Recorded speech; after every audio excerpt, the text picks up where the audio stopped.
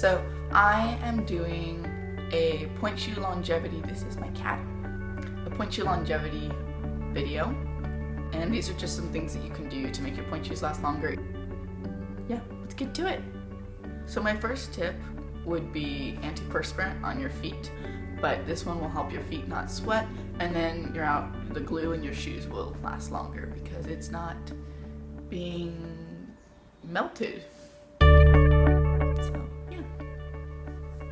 Another trick that is pretty common, a lot of people seem to know this one, is to switch out your shoes, or at least have like 3 shoes going at once. If you can't afford to have like 3 shoes going at once, at least have 2. So you have 2 Pointe shoes that are ready. If the box is dying really fast, you can use spray shellac or the paint-on type stuff, and you can just shake it up and spray the inside of the box. You do not want to do the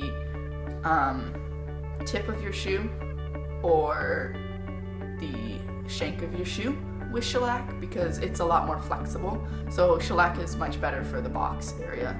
Along the lines of just adding glue, you can go ahead and this sucker right here, jet glue the tip of your shoe. And I just tip this upside down inside the box and I just let it drop so it's a thin layer coating the entire tip of the shoe, just so it's an added extra like glue layer, so it should last a little bit longer, just a little bit. That's all we need. Make sure you store your ouch pouches or your accessories, like if you use ouch pouches or the gel ones or those sort of things, store them separately. Even if you're just taking your shoes off and throwing them in your bag, try and keep your Pointe shoes separate from all those sweaty stuff that you have, because that'll make your shoes sort of melt faster. I would recommend washing your toe pads out, but these are really old, so pardon the grossness, but I just wear the blue color ones because they're colorful.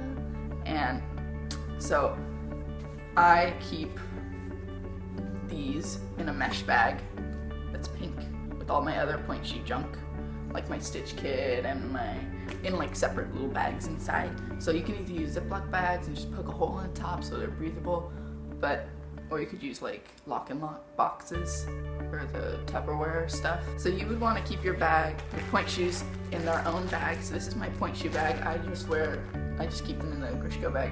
And I keep my Pointe shoes, like my toe pads and my spacers, in another container to keep them separated.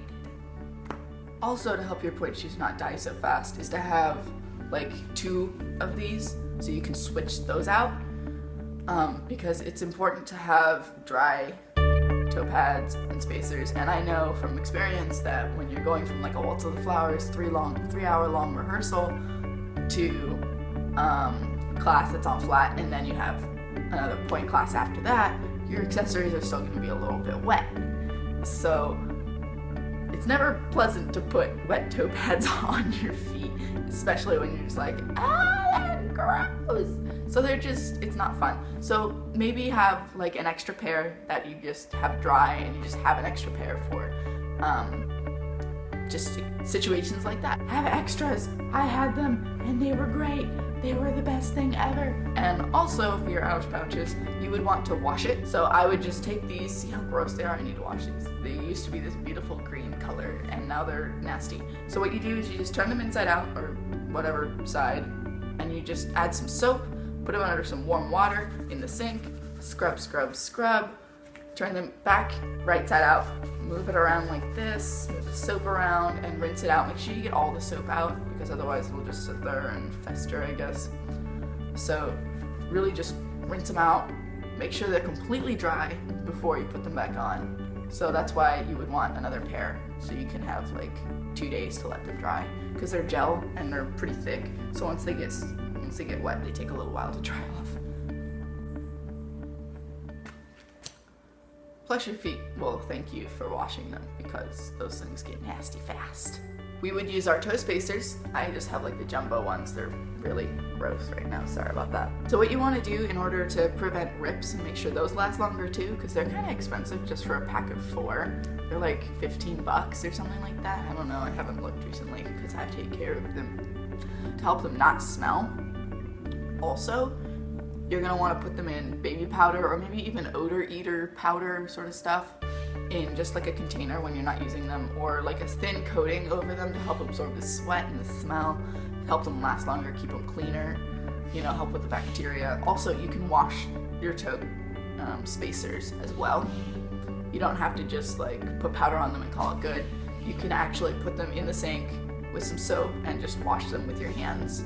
It might not feel very good to your hands, but it's a sanitary thing, so it's important to help keep your feet clean.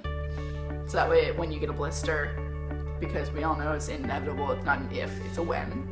So when you get a blister, you want clean things on your blister. You want to keep it clean to keep risk of infection low. So you put a Band-Aid on it, you clean it, and you want to make sure your toe pads are not going to be covered in dirt and grime and other things your feet picked up during modern. Also, if you're using gel pads instead of those like fabric gel mixy ones or just fabric ones, you also need to use baby powder on the inside to keep them from ripping, because in total is just a couple things that I've thought of that really helped me make my shoes last longer. Like and subscribe! Join the party, the Kinzaroo party. It's fun, I promise. We have cookies.